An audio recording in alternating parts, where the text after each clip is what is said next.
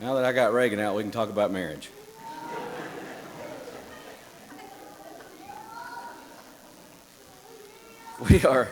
We're studying from our series of One Thing, talking this morning about, if I could say one thing to the married couples of the congregation. Somebody says you're preaching on marriage, that must make you some kind of an expert. And I say, no, but I did stay at a Holiday Inn last night. I stand before you. This is one of those lessons where you just kind of feel very exposed as you preach it. I stand before you as a man myself and as a person with, just like any one of us, feet of clay. And I worked out a deal with my wife. I'll take her on a real nice vacation if she'll just smile and nod throughout the whole thing. But as I said, this is part of our series of One Thing. You know, we've looked at various topics. If I could say one thing to today, it's if I could say one thing to the married couples of the congregation. We are blessed with a lot of families. We're blessed with a lot of children, but we're also blessed with a lot of married couples.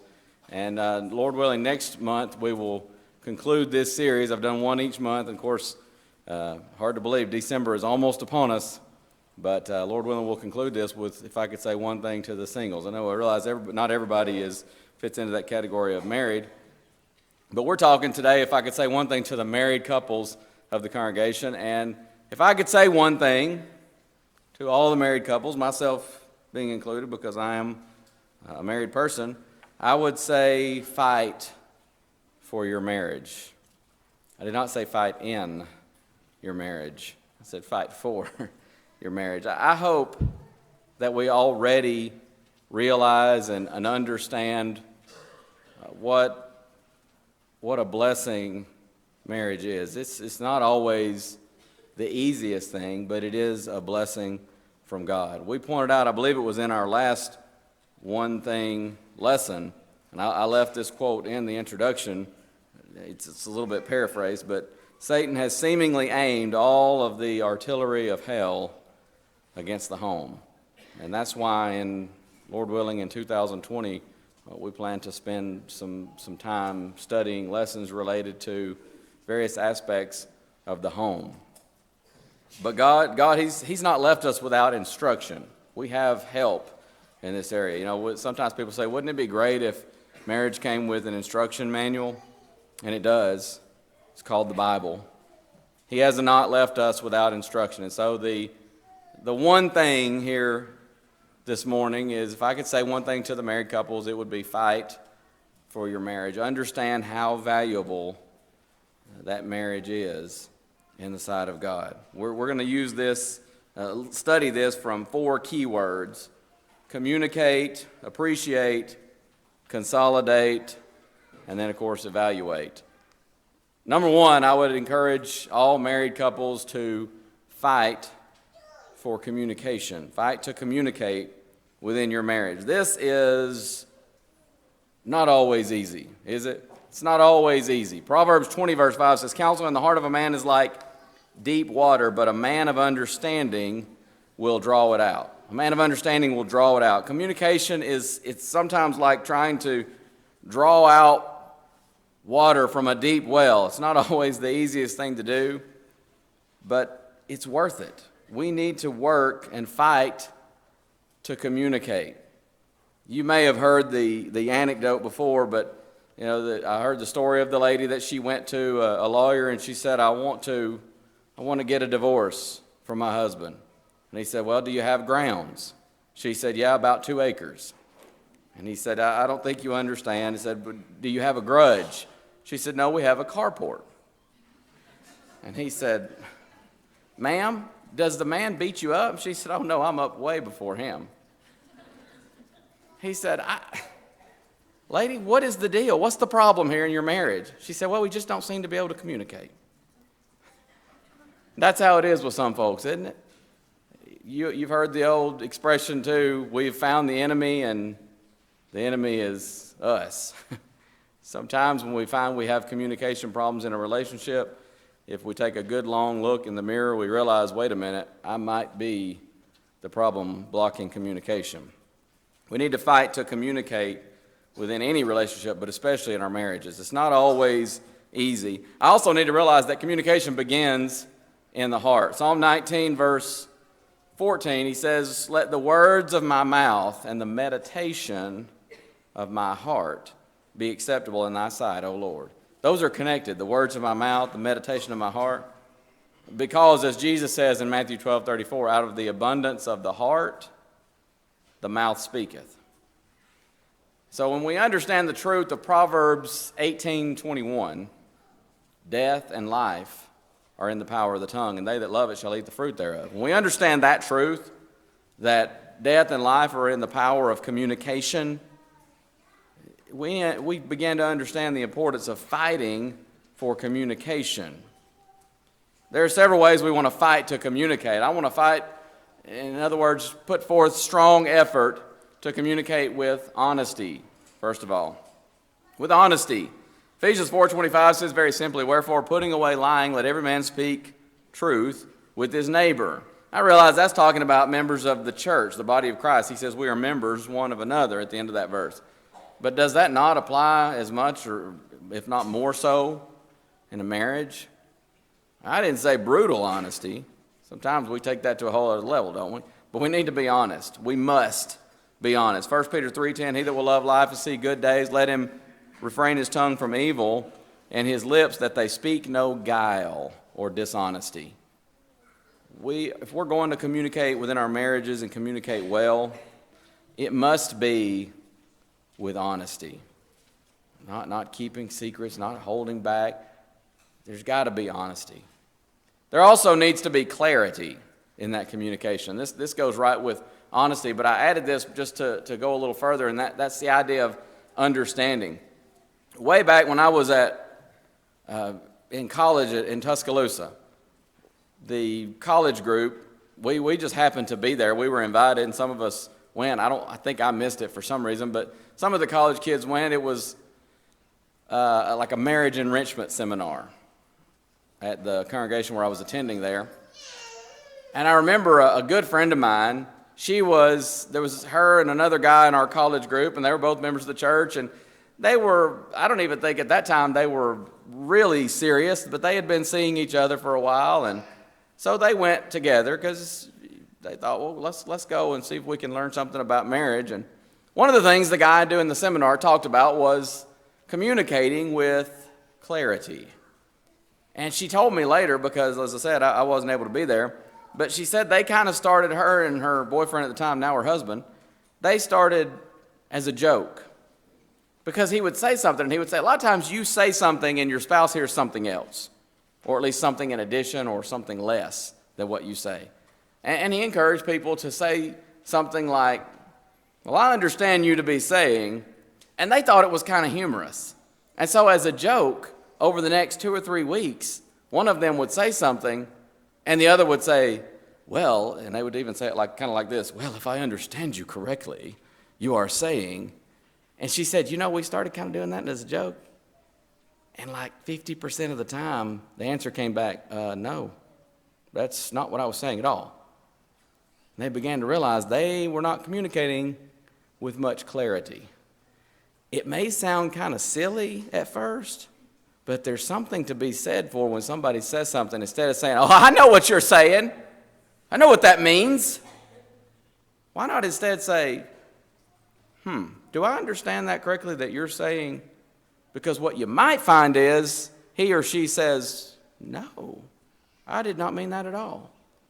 And if I implied that, I apologize. Communicate with clarity. We also need to communicate with encouragement. Ephesians 4:29, let no corrupt communication proceed out of your mouth, but that which is good to the use of edifying, that it may minister grace to the hearer. Edification means encouragement, building up. He says, let your communication be that which builds up. Now again, he's talking to members of the church dealing with one another, but how much more so in a marriage? That it may minister, what was that word? Grace. You know how we often define grace? Favor, right? There's a little more to that, isn't there? Isn't there another word? Unmerited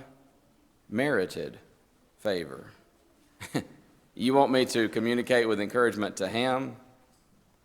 You want me to communicate with encouragement to her? Why, he doesn't deserve that. You might be right. Chances are, at least at some point or another, you are right. She doesn't deserve that. At some point or another, absolutely not. But grace is unmerited favor. Let's fight to communicate with encouragement in edifying ways. Let's communicate with thought and brevity. Thought, and where I'm going with this is, sometimes I hear people say it, sometimes I hear people in the marriage context say it, well, I just say what's on my mind. I often point people when they say something like that, something so foolish, to Proverbs 29, verse 11, because the Bible says, a fool uttereth all his mind. You might want to pick your moment to remind her of that, guys, or him of that, ladies, if that should happen to be the case. But may we look in the mirror and realize if I'm I just say what's on my mind kind of person, a fool uttereth all his mind, Proverbs 29:11. Proverbs 29:20 says, seest thou a man that is hasty in his words? There's more hope of a fool than of him. Sometimes we say, I spoke before I thought. You ever done that? I used to joke with some buddies in preaching school. I said, man, I could write a book. What not to say in a relationship that will get you in all kinds of trouble. We have to work, we have to fight to communicate with thought. And maybe the better word here will be forethought. Thinking first. Don't just blurt out what's on your mind. Sometimes in the heat of the moment, you say something that's on your mind and you think about it later and you realize, number one, it was rude. Number two, it wasn't even really true because in the moment I had exaggerated this whole situation. And words, once they are spoken, cannot be taken back. If you fight to communicate with thought, I promise you in any relationship, but especially in your marriage, you will be glad that you did. Fight to communicate with brevity. Proverbs 10, verse 19, in the multitude of words there wanteth not sin, but he that refraineth his lips is wise. Sometimes, just as the old saying goes, bite your tongue. Sometimes you could say something that is true, but nothing is to be gained by it. Nothing good is to be gained by it. Sometimes it's better just to let your words be few, as Ecclesiastes 5:3 says, I'm thinking of a different verse, but Ecclesiastes 5:3 says, a fool's voice is known by the multitude of words. Sometimes we just say so much and we just talk ourselves right into trouble, don't we? We talk ourselves right into a bad situation. And sometimes we even use the expression in our culture, you're digging yourself a hole. And it's sometimes not so easy to get out of that hole. And many times when we look back, we say, well, I put myself in that hole because I just talked so much in that discussion. With thought and with brevity. Fight to communicate with respect. Ephesians 5:33 was read this morning before Bible class. Let every one of you in particular so love his wife even as himself, and let the wife see that she respect her husband. Proverbs 18, verse 13 says, he that answereth the matter before he heareth it, it is folly and a shame unto him. Two things here. Speak respectfully to one another. And that goes both ways, husbands and wives. We can speak respectfully to one another. Number two, he that answereth the matter before he heareth it, don't interrupt. We can let somebody finish. Well, sometimes in conversation in any relationship, but especially it happens a lot in marriage, don't interrupt. Give each other a chance to speak. And then going with this, we would say finally, fight to communicate with kindness. Fight to communicate with kindness in your speech. Proverbs 21, verse 19, you know the verse, it's better to dwell in the wilderness than with a contentious and an angry woman. Now that goes both ways. A contentious and angry person, and we sometimes tease about this, but it goes both ways. That's not a fun person to dwell with. Better off never to have married, just abide by yourself alone off in the wilderness somewhere without any companionship than to be in that situation. In Proverbs 12:18, he says, there is that speaketh like the piercings of a sword, but the tongue of the wise is health. do my words toward my spouse, does my communication more resemble the piercings of a sword or health to our relationship individually and collectively? That's something to think about. Proverbs 15:1, you know the verse. A soft answer turneth away wrath, but grievous words stir up anger. I would add another here, and that's Matthew 7:12. I don't know why I didn't think of that sooner. Matthew 7:12 goes with this, and that's just the golden rule. All things, therefore, whatsoever you would that men should do unto you, do ye even so to them, for this is the law and the prophets. I don't like it when somebody speaks mean, hatefully toward me. So why would I ever speak toward any human being, but especially my spouse, that way? Sometimes we do, though, don't we? We need to be careful about that. I often say kindness won't cost you a thing. I've seen the quote many times before. In a world where you can be anything, be kind, and especially to your spouse. Because, hey, he or she has to live with you, right? Remember also, you chose him or her. Sometimes, and I've actually, I've had a couple times when I've been close enough to a fella to say this. Sometimes I hear a fella and he seems like he can't say anything nice about her. She's this, she's that. And I said, well, it's a wonder you even married her. I kind of, you chose her. So what does that say about her? If you say how awful she is, but you chose her. Be kind. It won't cost you anything. Number 2, in your marriage, fight to appreciate one another. God commands Christians to be thankful. Colossians 3:15. Ingratitude is a very horribly ugly sin. You see this in Luke 17. We don't have time to read that whole passage, but Luke 17:12 through 17, you know, the 10 lepers came and they were healed, and one came back to say thank you and show some gratitude. When is the last time we just said to our spouse, thank you? Maybe thank you for the meal, thank you for this favor, thank you for marrying me, thank you for putting up with me, whatever it may be.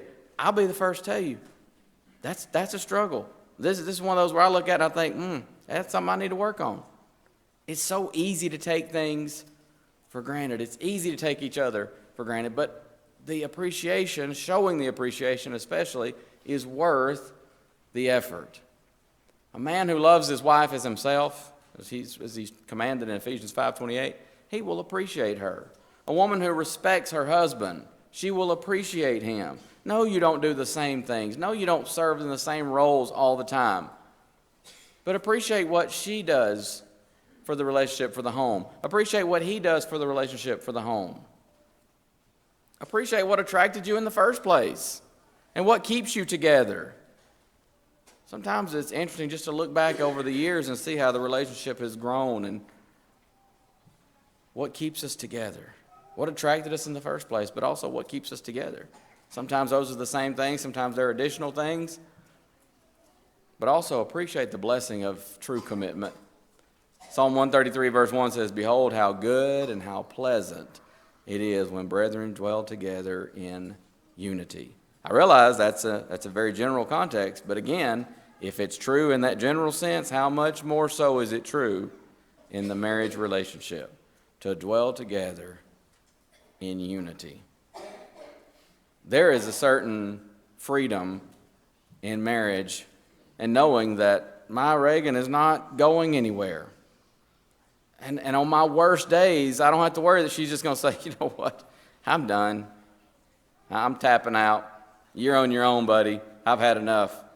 I don't have to worry about that. Somebody says, boy, that sounds like a recipe for just really bringing out the worst. No, it ought to bring out, if we're living as Christ-like people, it brings out the best. Because I realize somebody has committed to me like that, and I want to be the very best I can be for someone like that. Appreciate the blessing of true commitment. Make sure you have that true commitment. And when you do, appreciate the blessing of it. There's so much more we can say on that, but let's move on and talk about this idea of consolidate. Not a whole lot to say here. I think we've said it before, and it's one of those things that means what it says what it means. Marriage is two becoming one. Matthew 19:5, Genesis 2:24, Ephesians 5:31. So many passages that talk about marriage is two who become one. Not in a literal sense. This is a figurative use. We're going to become one in aim, one in goal, one in aspirations. Understanding, while each person can be his or her own person, here are two people that understand that together they are stronger, together they are better. Couples who separate everything, sometimes it's separate bank accounts, separate vacations, separate this, separate that. Listen, let's just say it like it is. If everything is separate, you're better off termed as roommates. You just happen to live under the same roof. That's not a marriage. Marriage is two becoming one. Again, a lot more we could say about that, probably will in another sermon another time, but I want to move on here to the next point, and that is the last one. Evaluate. Fight to evaluate your marriage regularly. Evaluate your marriage. Don't ever be complacent. Again, that's easy to do. It's easy to get so comfortable that we stop evaluating. That's easy in Christianity. That's easy at work, in a secular job. It's easy in any aspect of life, but especially so in a marriage, to become complacent. And we just stop trying. We just stop evaluating. But 1 Corinthians 15:58, Paul, after talking about that great treatise on the resurrection, he says, "Wherefore, my beloved brethren, be ye steadfast, unmovable, always abounding in the work of the Lord, for as much as you know that your labor is not in vain in the Lord." We could alter that slightly and say, "Therefore, my brethren who are husbands, therefore, my sisters who are wives, be steadfast in your marriage, unmovable, always abounding in the work of your marriage, because it's not in vain in that relationship. It will pay dividends." Don't ever be complacent. Always seek to be a better spouse. Seek to grow closer as a couple. I heard about one couple, they went to a preacher and said they wanted to talk to him about getting married, and he said, "Well, I always want to do a little counseling before I say yes or no to doing this wedding." And they said, "Oh, don't worry. We've both been married 6 times. We don't need any counseling." Well, you got a problem there. Sometimes people just decide, just assume I got this thing all figured out, and they're not trying to grow better. They're not trying to grow closer as a couple. They just kind of quit. And it happens a lot of times, and you see this a lot of times in sports, because a team or sometimes an individual, and if it's an individual sport, they kind of decide, I got this, and let their foot off the gas. Sometimes it's within a game, sometimes it's within a season, and that underdog pulls off a massive victory, right? And sometimes that happens because they just quit pushing themselves. Sometimes if we're not careful in marriage, we just become complacent. A few suggestions here. You may notice on the back of the handout, I ran across 10 texts. I know we live in the modern generation. A lot of folks are sending texts. You may not, but you can just write those down on a piece of paper. If you don't, you can send those to your husband or wife. But I like that. I didn't have time to go over them, so I just threw those on the back of the handout and thought you could take those home with you. And I think that's good advice. On those texts you can send to your husband or to your wife, and they're both listed there, of course. But just a few suggestions for the men. There's a few that I came up with, and there are more that could be added, but here are just a few. Men, evaluate her needs, your wife's needs. 1 Peter 3:7, "Likewise, you husbands, dwell with them according to knowledge, giving honor unto the wife as unto the weaker vessel, as being heirs together of the grace of life, that your prayers be not hindered." I learned from this, by the way, that marriage problems can hinder my prayers. If I'm not being the spouse that I need to be within my marriage, I can actually hinder my prayers. But evaluate her needs. Know her. I've heard it said that to be married to a man, you have to understand him a lot and love him a little, but to be married to a woman, you have to love her a whole lot and don't try to understand her at all. But you better. I'm not saying you'll understand everything, but we've got to know Evaluate her needs. Forget about, and this is going to be individual. Sometimes in books they mean well, and I'm not knocking marriage helps, but sometimes XYZ source says this. Here's what your woman wants. Oh, come home with some flowers. I've told people before, my wife, if I came home with flowers, she'd say, what a waste of money. Man, these things are going to go bad in a few days. Can I plant them? Well, no, they're cut. I don't think it really works that way. Well, what am I going to do with this? They're going to be around for a few days and they're gone. That doesn't appeal to her. Now, if I come home with some candy, some gummy worms or something like that, then I'm doing well. You got to know her. And so many marriage helps, there's like this universal thing. Women love flowers. Women love diamonds. Some do. Some don't. You need to know your wife and get to know her. You know what's a great way to do that? Communicate. Talk to her. Men, evaluate your listening. How can it be better? I know the jokes about this, and some of them are exaggerations, some of them are way off, but some of them are right on, aren't they? Sometimes we just need to be better listeners, don't we? Evaluate your speech. She wants to be built up.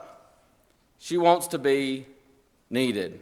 I know some people are just full of themselves, but a lot of times women, they want to feel like they're beautiful. They want to feel like they're pretty. And especially to you, men. If you're their husband, they want to feel pretty to you. She wants to be built up, and she wants to know that she is needed. Again, I had some other friends that did a marriage enrichment seminar, and that was one of the things that the guy told them, women or men, she needs to feel needed. And so sometimes he would say, and he would mention the one that I'm going to mention in a moment for the women, and sometimes he would sort of jokingly say to her, I need you, baby. But, they sort of did it as a joke, but it also developed a habit. And she told me at one point, we were all sitting around talking, and she said, I know he's joking, but I still like hearing it. I still like it when he says it. She wants to know that you need her in your life. It's not just the old ball and chain. If you feel that way, you got a problem. She wants to be needed. Evaluate your connection, number 4. Share your entire world with her. Don't have everything secret and separate or whatever. She wants to be a part of your entire world. Evaluate that connection with her. And I got to move on. I'm going to run out of time. Women, 4 things for the men, 4 things for the women, and then 4 things for both here. For the women, evaluate your respect. Listen, a man can live without a lot of things, ladies, but he cannot live without your respect. That will kill a man. That will kill him in a relationship. A man inherently needs to be respected by his woman. Evaluate your respect. Evaluate your affirmation. This is the opposite to evaluating your speech and making sure that she knows that she's needed. He wants to be your hero. I sometimes tease, I was talking to Reagan one time not long after we got married, and I said, guys are just, sometimes they're not the most intelligent people, especially young guys. No offense, young guys. But, myself included, right? But sometimes the guys will do the silliest things. When you're in high school and the guy's peeling out of the parking lot and stuff, he's just trying to that's the best thing he can come up with, try to get her attention and make her think, ooh, man, isn't he something else? As you get older, hopefully you learn a little better than that. I can come up with better ways to try to get her attention or something. But it's all guys. They want to be noticed. They want her to look at him and say, ooh, man, isn't he something? Be respected, to be kind of a hero. And so my friends that I mentioned earlier, he'd say, I need you, baby. And she'd look at him, she'd say, you're my hero. But it's funny, I could watch them and I could tell every time they both liked hearing that, even in a joking context. He wants to be your hero. Evaluate your trust, ladies. He needs your trust. He's got to have it. Now, if something has happened to damage that, to destroy that, I understand it's not easy to build it back. We need to work on that. But otherwise, if you don't have any real reason, you need to trust that man. He needs to be able to know that that you have confidence in him. So you don't think he's constantly going to be doing this or doing that, or he might run away or whatever. He needs your trust, and you need that too. That's for both parties' peace of mind. And evaluate, finally, your physical relationship. He needs to be wanted. He needs to be wanted by you physically. And that's something that needs to be evaluated as well within the relationship. And then both men and the women, evaluate your expectations. Be realistic. Your marriage is not some sitcom where every problem is going to be solved within 20 to 22 minutes of airtime. It's not like this person, it's not like that person. Man, so many times, this is one of the things I despise about social media. We're looking at somebody else, and people are putting on social media, 9 times out of 10, people aren't putting on there, well, my marriage is in shambles, and, people are going to put on there what they want the world to see. And I'm not saying that's always wrong. It's not always deceitful or anything, but sometimes we're comparing to something that we see on social media. We say, man, why can't we be more like that? And I mean, literally, I have seen this happen and even caught myself thinking that, and then find out a year or two later, that couple, they're not even together anymore. And I think to myself, you dummy, stop comparing yourself to other people. Your marriage is unique. Be realistic. Understand your marriage is unique to you. Evaluate your expectations. Evaluate your maturity. Stop just looking out only for self. Sometimes that's the biggest problem in marriage, is just good old-fashioned selfishness. It's not good, but old-fashioned selfishness. Paul says, don't do things through strife or vainglory and lowliness of mind. Let each esteem other better than themselves. Look not every man on his own things, but every man also on the things of others.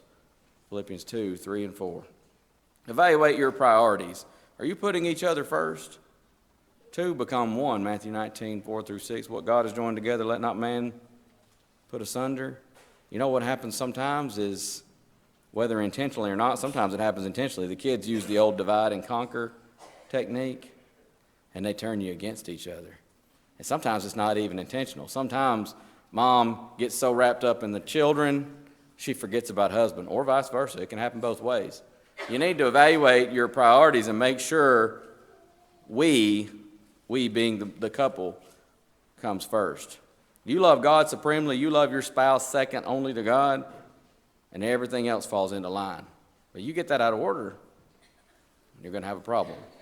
And then finally, evaluate your heart. Proverbs 4:23, keep thy heart with all diligence, for out of it are the issues of life. If you have a heart problem, you're going to have trouble in marriage, in life, in Christianity. You got to evaluate your heart. These are 4 ways we can fight for our marriages. They're not exhaustive, but 4 very valuable ways to fight for your marriage. Fight to communicate with your spouse. Fight to appreciate one another. Fight to become one, consolidate. And then, of course, fight to evaluate your marriage. Constantly be working to get better. I've said it before, I'll say it again. In marriage and in life, you want to be the best spouse you can be. You want to be the best child you can be. You want to be the best person you can be. Be a faithful Christian. Maybe you're not a faithful Christian this morning. You can come confess Jesus Christ as Lord, be immersed in water, have your sins washed away, and start afresh. A new creature, 2 Corinthians 5:17. Maybe you've done that. You're not where you need to be. You can make that right privately if need be, or publicly if need be. I'll be around this afternoon. You could come, we could talk together. It doesn't have to be right here in this assembly, but make sure you're where you need to be with God. Whether it's marriage or any other arena of life, the very best life is being a faithful child of God. That's the abundant life, John 10:10, here and in the hereafter. If we can help you with that, won't you come on, we stand and sing.